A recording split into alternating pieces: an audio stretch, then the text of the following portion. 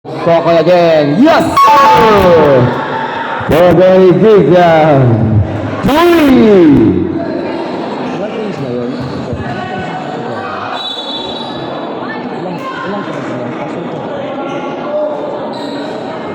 This fellow player, that's a player number 19, Agara. His first personal foul, first team foul for this time para sa dito sa Team Crips. At Kokoy Gikan have a 4 times on the outside arc since the first quarter. Talagang pinataob ang AC for 12 points. Easy 12 points sa outside lang yon. At walang kahirap-hirap for Kokoy Gikan. At for this time, 4 minutes and 24 seconds. That's Sosing.